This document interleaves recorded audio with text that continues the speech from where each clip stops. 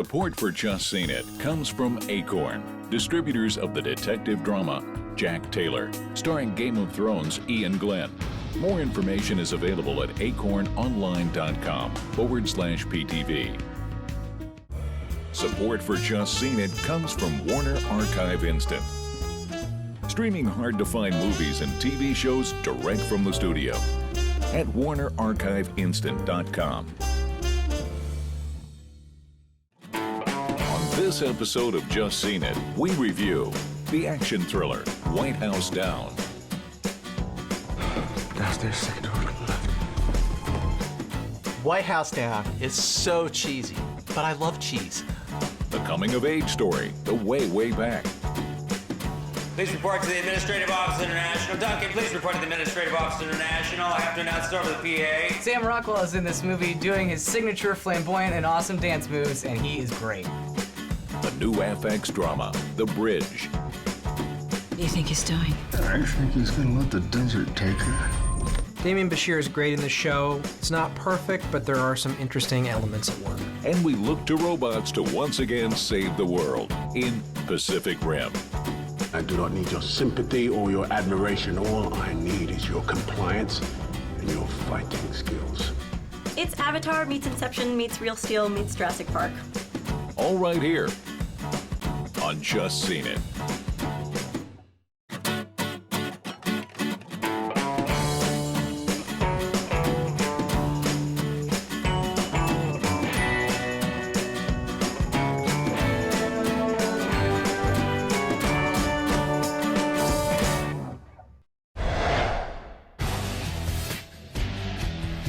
Cale, a D.C. policeman, takes his daughter on a tour of the White House. These are White House passes. Dad here has a job interview with the Secret Service. No way. While inside, an armed paramilitary group takes control of the iconic landmark. This is John Cale. I'm in the White House. They've taken the building and they're holding hostages, including my daughter. Cale must protect his daughter and save the president in White House Down. Hi, I'm Aaron. I'm Scott. And I'm Kevin, and we are here to talk about the second White House Goes Boom movie, White House Down. We have all just seen it. Who wants to start? I'll start. Ooh. Okay, do we really need two movies about a terrorist attack on the White House? We just need one. No, Did let's we just get even rid of need Olympus one? Has Fallen. Did we even need one? Yes. But if Yeah, you're going to sure. choose between White House Down and Olympus Has Fallen, White House Down is the better movie because it is ridiculous, absurd, Yeah. stupid, and a whole lot of fun. It's certainly not original. And funnily enough, Olympus Has Fallen was all those things, but they took it so seriously that this one at yeah, least there's doesn't. I mean, there's no originality in either of them, frankly. They're both kind of like Die Hard, and they mirror one another. But Yeah. just because it's not original doesn't mean it's not fun. I mean, it's very entertaining.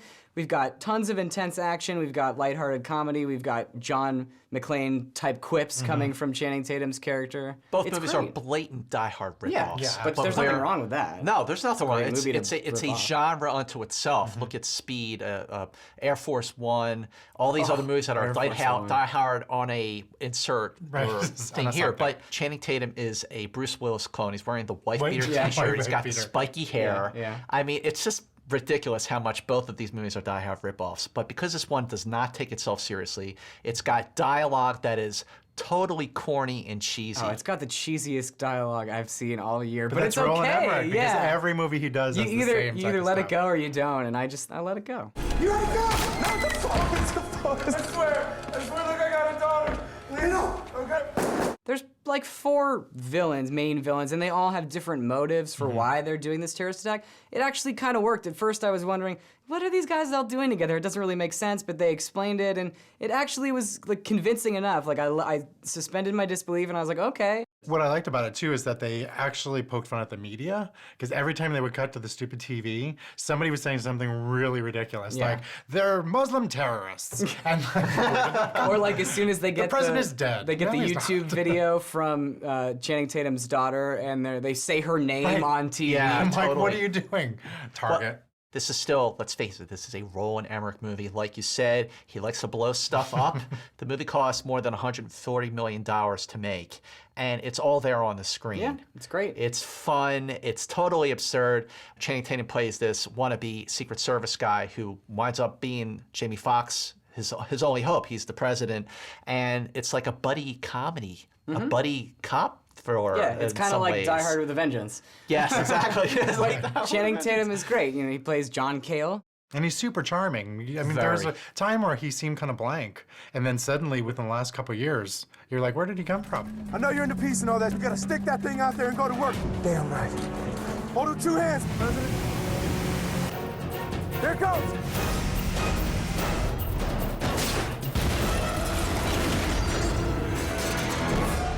I lost the rocket launcher. You lost? How do you lose a rocket launcher? Let's talk about Jamie Foxx as President James Sawyer. Jamie Foxx and Channing, they had great chemistry. They were a lot of fun together. And again, that brings it back to this being sort of a buddy movie. He's funny. I mean, I was laughing a lot at all the things he said. The first time he picks up a gun, he has to put on his glasses so he can figure out where to shoot and things like that. I thought it was weird, though, that he was kind of a supporting character. He's not, I mean, he kind of comes in, then he leaves for a little bit, then he comes back in. And I was confused as to, I guess, why he chose to take the role. Jamie Foxx, even though it is a supporting role, he makes the most of it. And he's still, it's that chemistry. It's the two of them together. It's hard to tell if the character was written that way, and if so, then Jamie Foxx fits in it really well, or maybe Jamie Foxx added that, Jamie Foxx-ishness to it. But either way, it works. Get your hands off my Jordans! The first act of this movie is like, here's the plan, here's the plan, here's the plan. Your screenwriting 101, like Kevin said when we got out of the movie. It's just so simple that they want you to understand who everybody is, who's gonna do what, and why they're doing it. But they not only want you to understand what's going on when they set everything up, they want you to know where it's going to end up. Exactly. And that's fine, and that comes back to James Vanderbilt, who wrote the screenplay. Everything that happens at the beginning pays off. Unfortunately, pays off in ways that are incredibly predictable. But again, that's not really a fault of the film. While White House Down isn't the best written film of the summer, it's certainly a whole lot of fun. So turn your brain off and go see it. White House Down is silly, preposterous, absurd, ridiculous. It's also a whole lot of fun. It's Roland Emmerich's best movie since Independence Day. I say see it. This is a paint-by-numbers action flick that is silly and absurd, but it's a whole lot of fun. So I say see it. Cheers! Cheers! This tour is over. Duncan is forced to spend the summer with his mother and her new boyfriend. When he discovers the local water park, the eccentric boss offers him a job. Does your mom know you work here? Who's that big guy? Is this the girl? What are you doing over here talking to us? Well, maybe, Roddy, if you guys hadn't called me over here. Armed with new friendships, Duncan finds the strength to come into his own in The Way, Way Back. Hi, I'm Kevin. I'm David. And I'm Aaron, and today we're here to talk about the newest film from Oscar-winning writers Jim Rash and Nat Faxon, The Way, Way Back. We've all just seen it. Kevin, start us off. Well, The Way, Way Back is this coming-of-age story about this kid who has to spend an entire summer with his mom's obnoxious, terrible, awful boyfriend. And the even more obnoxious daughter of the boyfriend. And all of his neighbors. Actually, everybody's obnoxious. Yeah, all the adults are really obnoxious. Coming-of-age movies have been a little bit more adult. They're not just these vapid, sexy, horny teenagers. Right. They're really paying attention to them and taking them seriously, like Perks of Being a Wallflower. Absolutely. And The Spectacular Now, which comes out, which we've seen. It's the same type of thing, and it was really nice to see that. Especially with these two guys. Jim Rash and Nat Faxon sort of have a tendency to write very poignant and true-to-life things. I mean, The Descendants came out a couple years ago, and the first scene of this movie, it's like this weird mixture between comedy and pathos where you don't know if you should be laughing because it's so terrible, but at the same time, it's funny. Right, and it's funny that you mention that because I really disliked the first 20 minutes of the movie, and I think when you and I walked out of the theater and I said that, you were the same way. No, it's true. It's because it's hard to gauge the tone of the film. You don't know what it's going to be yet, and once it gets into that rhythm, then it ends up being really enjoyable. And that first scene, like for me, and maybe I bring my own baggage to it, but I was so angry at Steve Carell's character that I just wanted to strangle him. So I was upset. And that's why I was so distant at the beginning of the movie, because Trent is such an awful person. And even Duncan, he just seems so miserable. And I'm like, okay, you're spending the summer on the beach at Cape Cod. I can understand, these people are miserable, but like, cheer up a little. You're spending the summer at the beach. Well, and know? everybody you meet, like Allison Janney's character, Rob Corddry, Amanda Peet, they're all just unlikable adults. And they even mention something about that in the film, that this, place during the summer is kind of like their spring break. They adults get to can act like behave. kids. So that's why you feel that distance. Absolutely. But they wrangle it in. They make you feel for Duncan. Yeah. He's great. Liam James plays our lead character, Duncan, and at first, like we've said, it's hard to identify with him, but after a while you get used to him, and because his story kicks in. The minute they get settled, and he by accident finds this water park, Water Whiz, which is such a great name for a water park. And all of the very quirky employees that populate the Water Whiz, that's when his story begins. And that's when he starts to open up and he starts to become a real person instead of this dour, sullen teen. I mean, he is dour and sullen, but he starts wearing his emotions on his face to the point where you know how he's feeling and you can relate to how he's feeling. And I think we all know kids like that, especially in high school, that were like sunken in, and you knew they had issues. And mostly they got bullied because of the way they appeared, and here he is getting bullied by an adult, which is what's so horrible about it. But what I like too is when they went to the water park, there were certain scenes that they set up where we're like, oh God, he's going to be bullied, or it's not going to turn out. And they would flip it a little bit, and it wasn't always what you expected, and it was so nice to see that. Sam Rockwell plays Owen, the manager of Water Whiz, and can I be him? Yeah, I mean he's fantastic. He's the standout performance for me. I always love Sam Rockwell in movies, not only because he has a signature way of delivering dialogue and this character in particular really fits his style, but also because he's just always funny, and he always dances, and he's so good at dancing, and I love watching him dance. He's in every film he they just get has him a little to man dance. crush. I do. He's a great actor. We have a situation over at Harpoon Lagoon. Is it a homicide? Yeah, it's a homicide. I knew this day would come.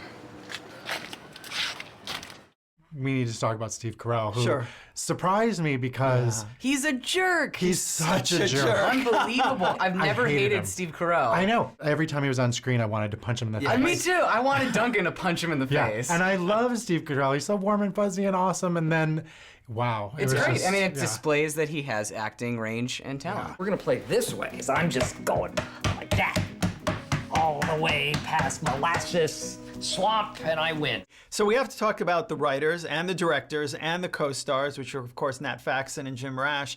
And because they are all three, they're even in the movie, you really see there's a consistency of tone in the movie. That they have a vision, they have a tone, that the movie doesn't keep shifting gears, and it's really evident. It's awesome because they're first-time directors. I mean, they do an outstanding job. Absolutely. I mean, it's so good. The timing is perfect. The tone, once it gets settled, is great. And it never wavers. And they're obviously amazing at capturing performance because they're actors. This is a wonderful summer movie, sweet and innocent, and a wonderful antidote to the very loud, explosive summer movies that we have out right now. I say see it. This is a heartfelt and winning film about finding your voice, and I really loved it. So I say see it. The Way, Way Back is a sharply written film with a lot of class and charm, and I enjoyed myself thoroughly, so I say see it. Cheers! Cheers to going way, way back. Way, way, way back. Our DVD pick of the week is the fascinating documentary from Israel, The Gatekeepers. אמרנו שאם אנחנו לא נתפוס אותה מלחם, אנחנו בחיים לא נפצח את החבורה הזאת. אני אוהב מבצעים כאלה. הם יפים, אמיתיים. אם צריך, אפילו נהרוג את זה שקם להורגים. לא מגיעים, לא מייצרים שלום בשיטות צבאיות. גם בשבילם, דרך אגב, עבורם, גם אני הייתי טרוריסט. כל שנה אנחנו סיכלנו יותר. In an unprecedented event, all of the surviving former heads of Israel's revered security agency, Shin Bet, gathered to discuss their thoughts on Israel's survival, the Arab world, and peace in the Middle East. When Brenna, Liz, and I reviewed this film, we gave it a commanding see it. Also out on DVD this week is the heist drama Spring Breakers, and we gave that a stream it. So there you have it, two very different choices for your summer home theater entertainment. Enjoy.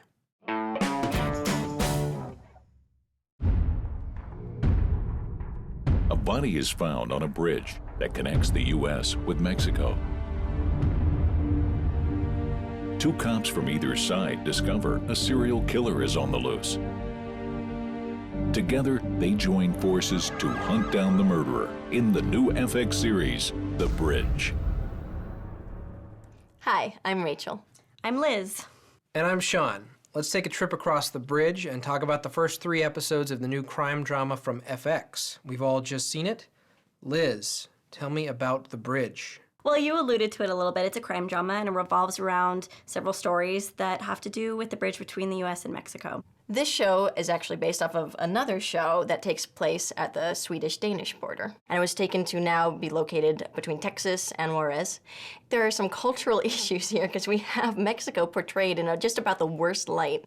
I don't think that Mexico is portrayed badly. I mean, we've really only seen from Mexico a pretty decent cop, played by Damian Bashir, who's trying to do the right thing. We've seen the bureaucracy of the police department. We've seen the bureaucracy, and we know that out of like the 200-some murders, they never investigate properly. Everyone says, oh, all the police get paid off. But that's the PD of Juarez, Mexico. I don't think you can take that as a microcosm and say the entire nation of Mexico is portrayed badly. I'm just saying that city in particular. There are a lot of subtitles in the show, and I think that it is trying to get more viewership from, a quickly growing demographic.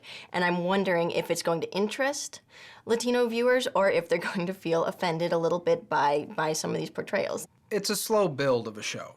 You've got this subplot with the Annabeth Gish character Charlotte. Her late husband has a tunnel underneath his property that he's bringing in immigrants. I don't know how that's going to work itself into the series, but it probably will. I think it will at some point.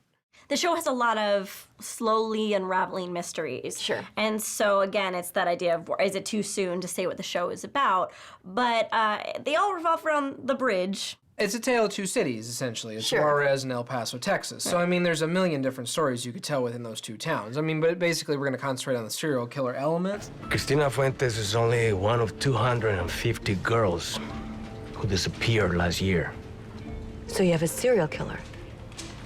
No one knows. I do believe the show is going to be about the relationship of this fellow who is a sweet and lovely detective and this woman who, in the writing, I'm not sure what they're trying to do, but she's a very odd pairing for him.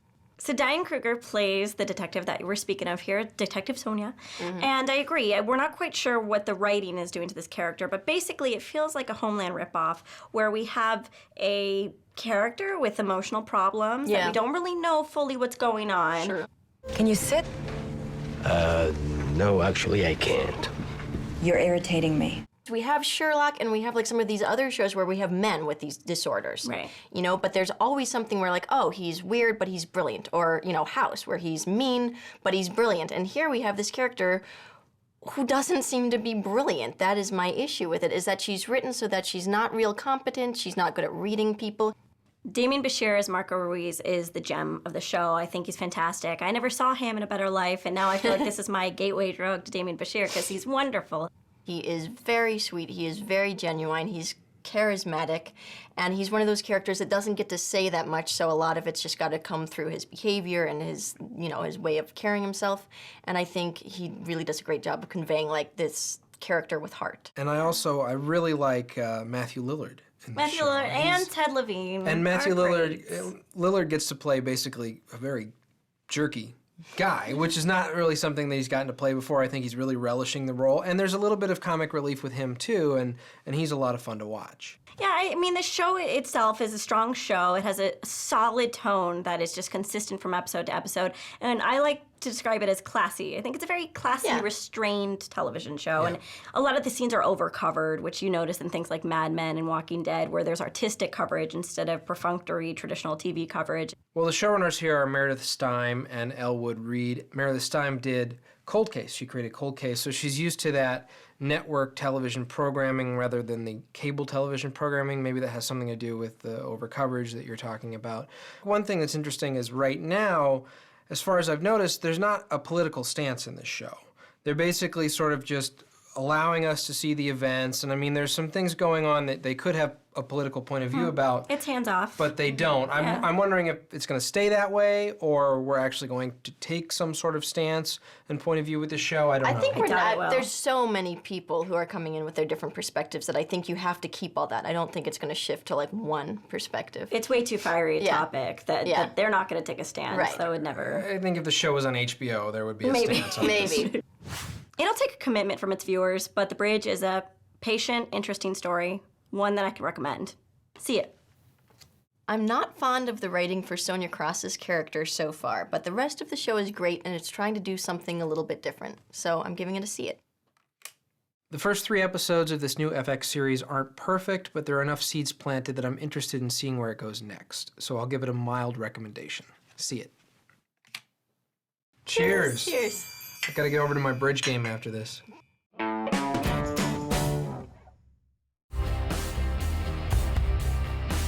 Gargantuan aliens invade Earth and threaten to destroy humankind.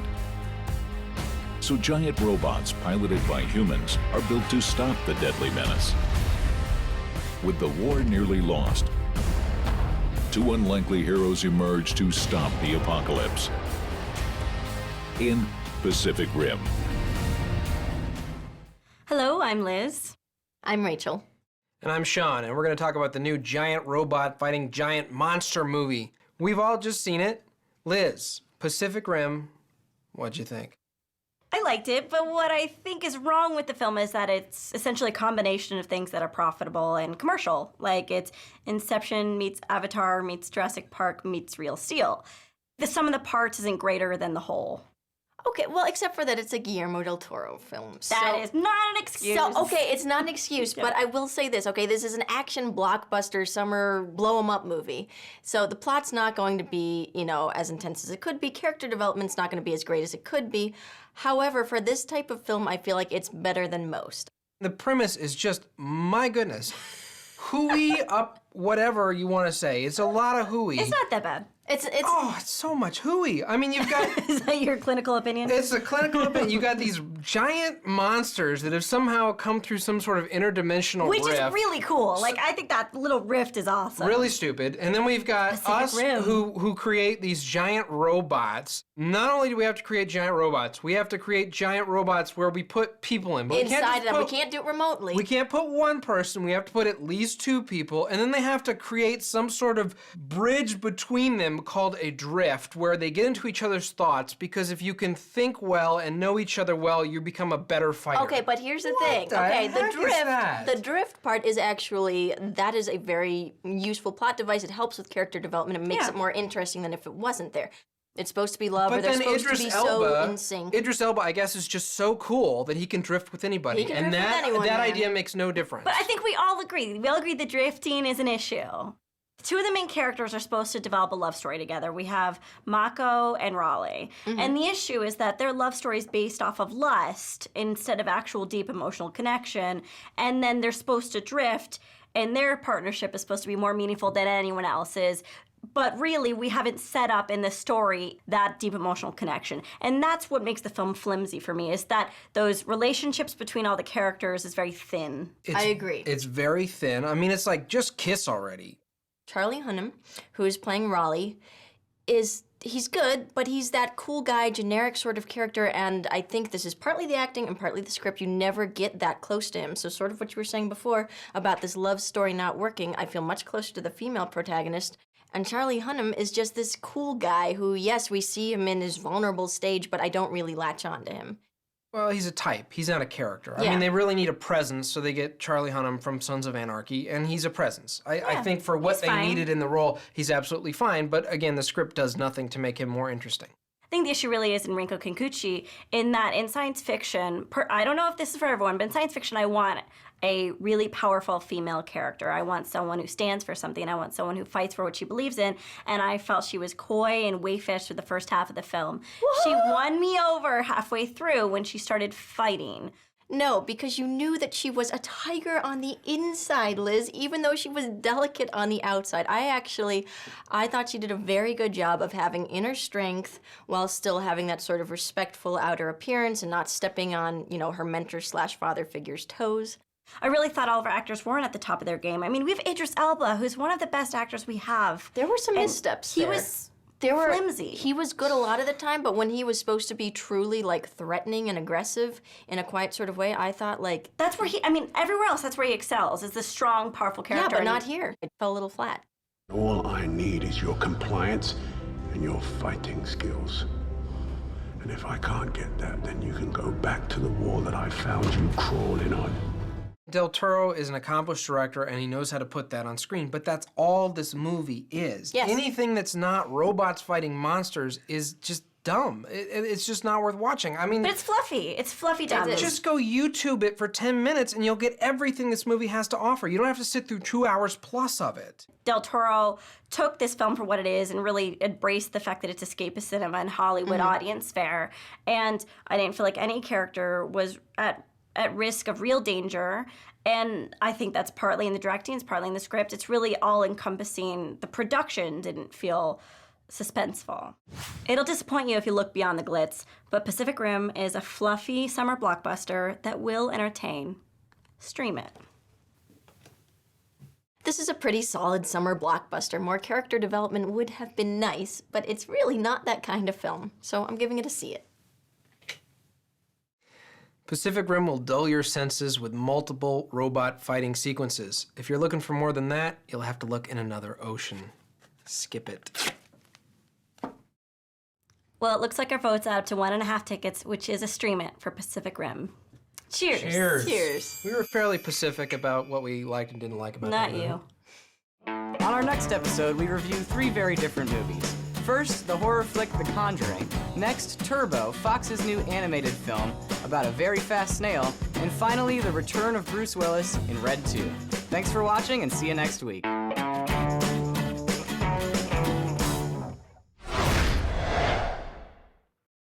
It's about a bridge. It is. There's a bridge. There's a person who dies. Well, she doesn't die. Well, Yeah, that's- she's dead.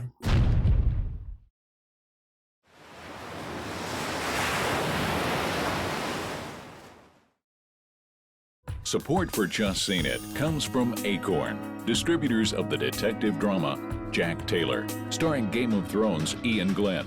More information is available at acornonline.com/PTV. Support for Just Seen It comes from Warner Archive Instant, streaming hard-to-find movies and TV shows direct from the studio at WarnerArchiveInstant.com.